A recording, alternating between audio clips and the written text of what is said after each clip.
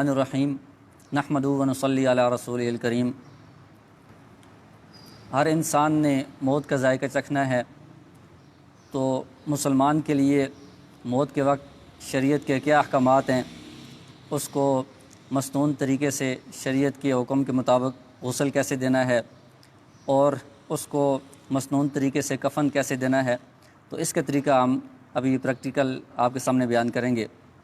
تو اس سے پہلے کچھ موت کے وقت کے جو اسلامی شرعی احکامات ہیں ان کا تذکرہ ہوگا۔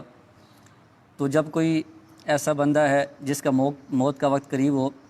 تو اس کے لیے حکم یہ ہے کہ اس کو چرپائی پر اس طرح کمر کے بل سیدھا لٹا دینا چاہیے، اور اگر آسانی سے ممکن ہو، میت کو تکلیف نہ پہنچے، تو اس کا چہرہ تھوڑا سا قبلے کی طرف اس طرح گھما دیں، اور اگر اس سے اس کو تکلیف ہو رہی ہو تو پھر اس کو اسی طرح سیدھا ہی رہنے دیں۔ اور جو بندہ اس کے پاس بیٹھا ہے، ایک بندہ یا دو بندے، تو ان کے لیے حکم یہ ہے کہ وہ اس کو کلمہ کی تلقین کریں گے۔ تو کلمہ کی تلقین اس طرح نہیں ہوگی کہ اس کو کہیں گے کہ تم کلمہ پڑھو، اس طرح اس کو حکم نہیں دیں گے، کیونکہ یہ بہت سختی کا وقت ہوتا ہے، بہت پریشانی کا وقت ہوتا ہے۔ تو اگر خدا نخواستہ اس کے منہ سے کوئی ایسی بات نکل گئی تو یہ اس کے ایمان کے لیے خطرہ بن جائے گا کہ میں کلمہ نہیں پڑھتا،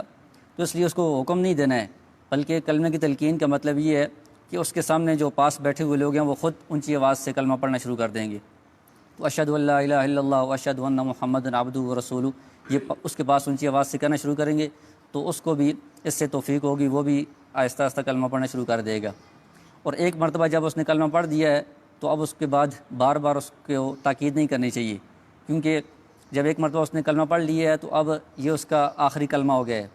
تو اب اسی پر اگر اس کی وفات ہو جاتی ہے تو حدیث میں آتا ہے کہ من کان آخر کلامی لا الہ الا اللہ محمد رسول اللہ دخل الجنہ، جس کا آخری کلمہ یہ ہوگا تو وہ ضرور جنت میں داخل ہوگا۔ تو جب ایک مرتبہ اس نے یہ کلمہ پڑھ دیا تب اس کے ساتھ کوئی اور بات چیت نہیں کرنی ہے کہ اس کا آخری کلمہ یہی ہونا چاہیے۔ اور جو قریب بندے بیٹھے ہیں ان میں سے اگر کسی کو سورہ یاسین زبانی یاد ہو یا کوئی دیکھ کر پڑھنا چاہے تو وہ بھی اس کے پاس پڑھنی چاہیے، کیونکہ سورہ یاسین پڑھنے کی وجہ سے جو روح نکلنے کے وقت سختی ہوتی ہے اس میں کمی آتی ہے، روح نکلنے میں آسانی ہوتی ہے۔ تو جب روح نکل جائے گی تو اس کے بعد سب سے پہلے یہ کریں گے کہ میت کا جو چہرہ ہے اور سر ہے، کوئی پٹی لے کر اس کے سر کو، چہرے کو اس طرح باندھ دیں گے، جبڑوں کو، کہ اس کا منہ بالکل بند ہو جائے، اور اس کی جو آنکھیں ہیں اگر کھلی ہیں تو آرام سے ان کی آنکھوں کو بند کر دیں گے۔ اور اس کے بعد جو اس کی بازو ہیں وہ اگر اوپر ہیں یا اس طرح ہیں تو ان کو ہم سیدھا کر دیں گے، بالکل ٹانگیں اگر اوپر ہیں تو ان کو بھی بالکل سیدھا کر دیں گے۔ تو یہ روح نکلنے کے بعد صرف سب سے پہلا کام یہ کریں گے۔ جی، پاؤں کے انگوٹھے بھی اگر وہ ضرورت پڑے، اگر کھلے ہوئے ہیں تو ان کو بھی باندھ دیں، ورنہ ٹانگیں اور بازو یہ سیدھے کر لیں اور آنکھوں کو بند کر دیں، اور جو جبڑے ہیں ان کو اس طرح باندھ دیں کہ منہ آپس میں بند ہو جائے۔ اس کے بعد میت کو غسل دینا ہے، تو میت کو غسل دینا شریعت میں صرف ایک مرتبہ واجب ہے، یعنی میت کو غسل دینا اس کا حکم یہ ہے کہ یہ واجب ہے، اور یہ میت کا غسل صرف ایک مرتبہ ہے۔ ہمارے ہاں جو رواج ہے بہت سارے علاقوں میں کہ 2 مرتبہ غسل دیا جاتا ہے، ایک مرتبہ شروع میں دیتے ہیں وفات کے بعد، اور ایک مرتبہ جنازے سے پہلے دوبارہ دیتے ہیں۔ تو یہ شرعی طور پر ٹھیک نہیں ہے، کیونکہ غسل دیتے وقت میت کو بہت الٹنا پلٹنا پڑتا ہے، اس کو بہت ذرا سے تکلیف ہوتی ہے، تو یہ اس کے ساتھ ظلم ہے۔ تو ایک مرتبہ غسل کافی ہے، شروع میں دے دی ہے تو اب جنازے سے پہلے دوبارہ غسل دینے کی ضرورت نہیں ہے۔ تو غسل دینے کے لیے ہم کیا کریں گے کہ اس طرح ایک تختہ جو ہے یہ غسل والا، جو عام طور پر مساجد میں رکھا ہوتا ہے، یا اگر تختہ میسر نہیں ہے تو کوئی بھی ایسی لکڑی کی چیز یا خالی زمین پر بھی اس کو لٹا سکتے ہیں۔ تو اس سے پہلے یہ جو تختہ ہے، میت کو لٹانے سے پہلے اس تختے کو 3 مرتبہ دھو لینا چاہیے، پانی سے دھو لیں، اس کو صاف کر لیں۔ اس کے بعد اگر خوشبو کی دھونی اس کو دی جاتی ہے، اگر آسانی سے ممکن ہو تو دے لیں، ورنہ پانی سے اس کو دھو کر صاف کر لینا کافی ہے۔ پھر اس کے بعد میت کو لا کر اس کپڑے پر، اس تختے پر لٹایا جائے گا، اور پھر اس کے بعد میت کا جو ستر ہے اس کو ایک موٹے کپڑے سے ڈھانکا جائے گا۔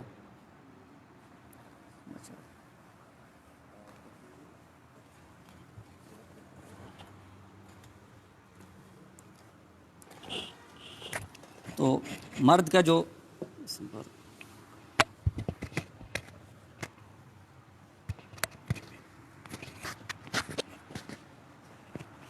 مرد کا سطر ناف سے لے کر گھٹنے تک ہے،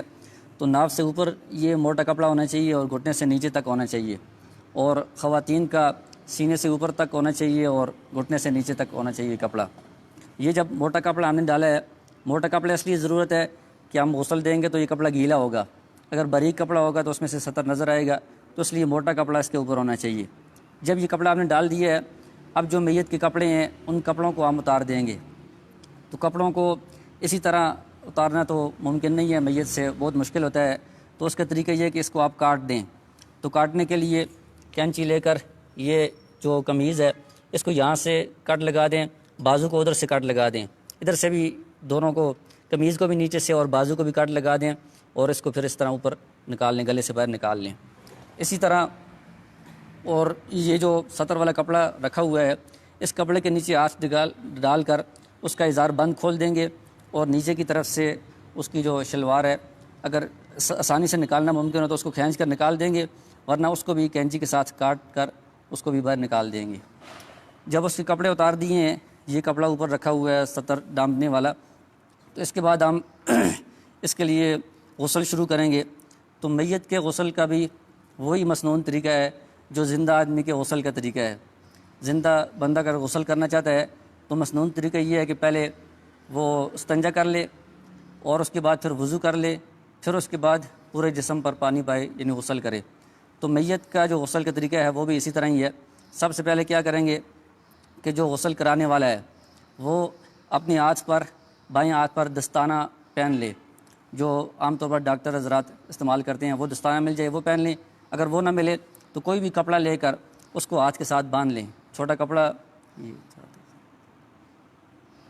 کپڑا ہو، کوئی چھوٹا رومال ہو، اس کو ہاتھ کے ساتھ اس طرح باندھ لیں، موٹا کپڑا ہونا چاہیے۔ تو ہاتھ کے ساتھ جب کپڑا باندھ لیا ہے، اس کے بعد پھر پانی آپ کے پاس پہلے سے موجود ہوگا، پانی نیم گرم ہونا چاہیے، بہت ٹھنڈا بھی نہ ہو، بہت ذرا گرم بھی نہ ہو، نیم گرم پانی کے پہلے سے انتظام کر لیں۔ تو اس میں مگے میں پانی لے کر بایاں ہاتھ اس کپڑے سے نیچے اس طرح ڈال کر پانی بھی ڈالیں گے اس طرح، اور اس کا استنجا کرا دیں گے۔ جب استنجا کروا دیا ہے، اچھی طرح اس کو صاف کر دیا ہے، اس کے بعد دوسرا مرحلہ یہ ہے کہ دستانے اتار دیں گے۔ اب اس کو وضو کروانا ہے۔ تو وضو میں زندہ بندے تو کلی بھی کرتے ہیں، ناک میں پانی ڈالتے ہیں سارا، اس میں کلی اور ناک میں پانی ڈالنے کی ضرورت نہیں ہے، بلکہ کلی کے بجائے تھوڑی سی روئی لیں گے، آپ روئی کو اس طرح کر لیں گے اور اس روئی کو پانی میں بھگو کر اس کے منہ میں، ہونٹوں پر اس طرح مل دیں گے، تر روئی کو۔ اگر منہ کھلا ہوا ہو تو اندر جو دانت ہیں ان دانتوں پر بھی اس کو مل دیں گے، تو یہ اس کی کلی ہو جائے گی۔ ایک مرتبہ روئی کو تر کر کے اس طرح لگایا، پھر دوسری مرتبہ اور روئی لے کر اس کو بھی اس طرح بنا کر اس کو بھی تر کر کے اس طرح دوبارہ اس کے ہونٹوں پر لگا دیے، دانتوں پر لگا دیے، اس طرح 3 مرتبہ کریں گے، تو یہ کلی ہے۔ پھر اس کے بعد اور روئی لے کر اس کو تر کر کے اس کو اس طرح بنا کر تر کر کے اس کے ناک میں اس طرح صفائی کر دیں گے، تر روئی کو اس طرح پھیر دیں گے، گمار دیں گے ایک مرتبہ، پھر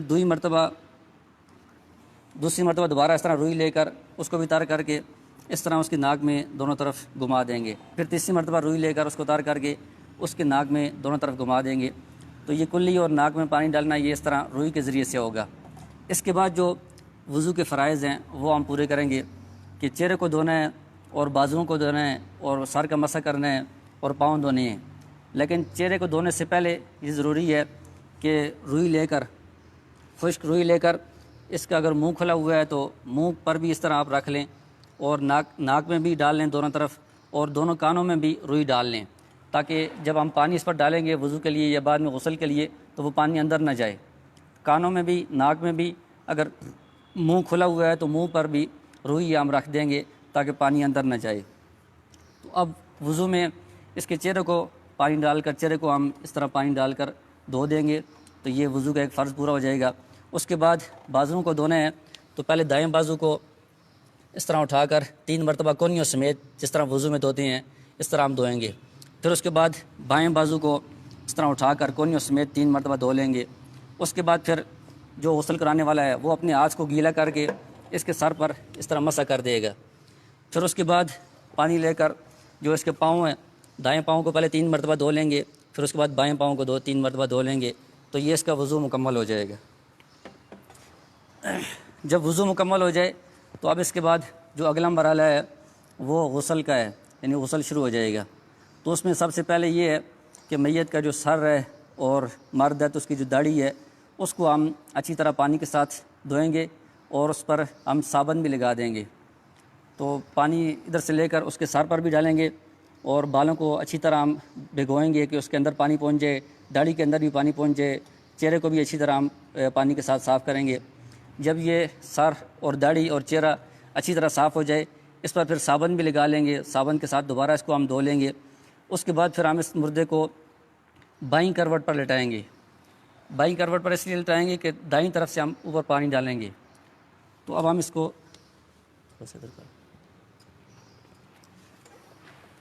تو یہ سطر والا کپڑا بڑا ہونا چاہیے ہر طرف سے کہ اگر اس کی کروٹ بدلیں تو سطر ظاہر نہ ہو۔ تو بائیں کروٹ پر ہم نے لٹا دیا ہے تو دائیں طرف سے ہم پانی بہانا شروع کریں گے۔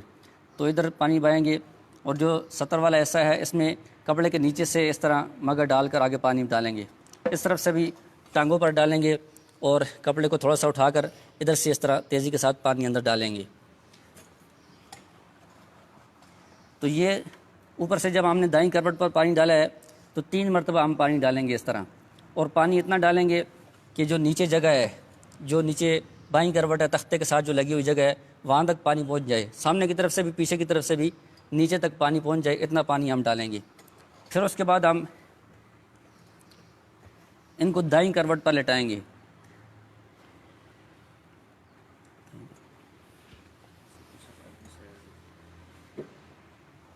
دائیں کروٹ پر جب لٹا دی ہے تو اب بائیں کروٹ اوپر ہو گئی ہے، اس پر ہم اسی طرح 3 دفعہ پانی بہائیں گے، یہاں سے شروع کریں گے اور ادھر کپڑے کے نیچے سے پانی ڈالیں گے اور اس طرح ٹانگوں پر بھی پانی ڈالیں گے اور کپڑے کے نیچے سے یہ سارا جو جسم ہے یہ 3 مرتبہ اس کو بھگونا ہے۔ اتنا پانی ڈالنا ہے کہ سامنے سے بھی اور پیچھے سے بھی نیچے جو جگہ ہے تختے کے ساتھ جو لگی ہوئی ہے وہاں تک پانی پہنچ جائے۔ جب 3 مرتبہ یہ پانی ڈال دیا ہے اس کو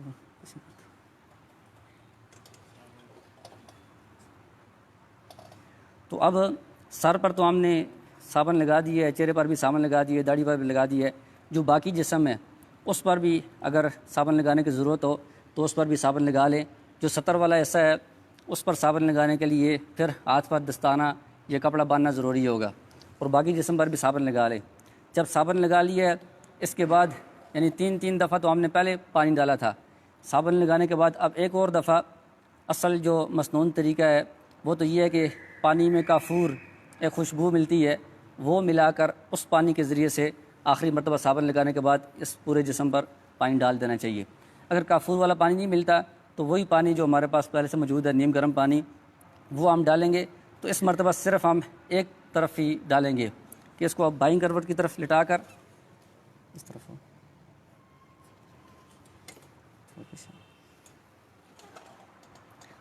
تو بائیں کروٹ پر لٹا کر دائیں طرف سے اس کو سارا پانی آخر تک بہا دیں گے۔ کافور ملا ہوا اگر پانی میسر ہو تو وہ ڈالیں گے، ورنہ جو عام سادہ پانی ہے نیم گرم پانی وہی سارا ہم اس میں ڈال دیں گے۔ اس دفعہ دوبارہ بائیں کروٹ پر لٹانا ضروری نہیں ہے، بس اس طرف سے یہ مکمل ہو گیا ہے۔ تو جب پورے جسم پر پانی ڈال دیا ہے اور صابن بھی لگا دیا ہے، اس کے بعد دوبارہ بھی پانی ڈال دیا ہے، اب اس کے بعد جو اگلا کام کرنا ہے وہ یہ ہے کہ جو غسل کرانے والا ہے وہ خود یا کسی کی مدد سے اس کے سر کو ادھر سے تھوڑا سا اوپر کریں گے، پیٹ کو بھی تھوڑا سہارا دے کر اوپر کریں گے۔ اب اس کے بعد وہ جو پیٹ ہے اس کو ہلکا ہلکا دبائیں گے، اس طرح ہلکا ہلکا، زیادہ زور سے نہیں، ہلکا ہلکا یہاں سے دبائیں گے۔ تو اگر اس کے بعد کوئی نجاست وغیرہ نکلتی ہے تو دوبارہ وہ ہاتھ پر دستانہ باندھ کر یہ کپڑا باندھ کر دوبارہ وہ اس کا استنجا کروا دیں گے، اس نجاست کو صاف کر دیں گے۔ یہ جو ابھی اگر بعد میں نجاست نکلتی ہے اس سے جو پہلے غسل ہو گیا ہے اس پر کوئی فرق نہیں پڑے گا، دوبارہ غسل کرنے کی ضرورت نہیں ہے، بس وہ جو پہلے غسل ہو گیا ہے وہ مسنون غسل مکمل ہو گیا ہے۔ اب اگر نجاست نکلتی ہے تو صرف اس کو صاف کر دینا کافی ہے۔ جب یہ کام ہو گیا ہے تو اب جو اس کا غسل ہے وہ سارا مکمل ہو گیا ہے۔ اب ہم نے کیا کرنا ہے کہ کفن کے لیے اس کو چرپائی پر لٹانا ہے، کفن باندھنے کا انتظام کرنا ہے، اس کی صحیح ترتیب کرنی ہے۔ تو اس کے لیے پہلے ہم تولیہ، چونکہ یہ سارا اس کا جسم گیلا ہے تو اس لیے پہلے ہم تولیے کے ذریعے سے اس جسم کو خشک کریں گے۔ تو تولیے کو جس طرح زندہ لوگ استعمال کرتے ہیں اس طرح رگڑ کر مل کر اس طرح استعمال نہیں کرنا، کیونکہ بعض اوقات جلد بہت کمزور ہوتی ہے تو اس کو بھی نقصان پہنچتا ہے۔ تو اس کو ہم اس طرح کر کے اس کے اوپر صرف رکھیں گے کہ وہ پانی کو چوس لے، اس طرح زیادہ زور سے اس کو ملنا نہیں ہے۔ تو تولیے کے ذریعے سے اس کے بالوں کو بھی، داڑھی کے بالوں کو، چہرے کو اور جسم کو ہم خشک کر لیں گے۔ خشک کرنے کے بعد یہ جو کپڑا ہے جو ہم نے پہلے سے سطر پر ڈالا ہوا ہے، یہ تو ابھی پانی کے ساتھ بہت ذرا بھیگ گیا ہے، تو اب ہم اس کے اوپر خشک کپڑا ڈالیں گے سطر کو چھپانے کے لیے، اس کو ہم نکال لیں گے۔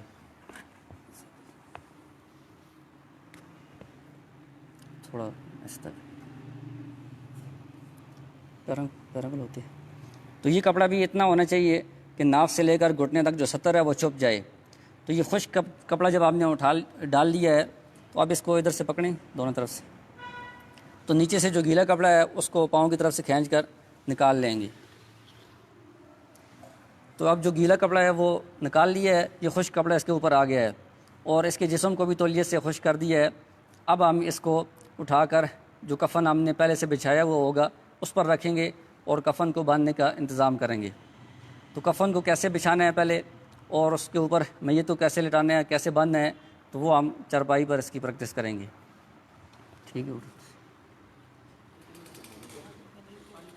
ہاں اسی اٹھو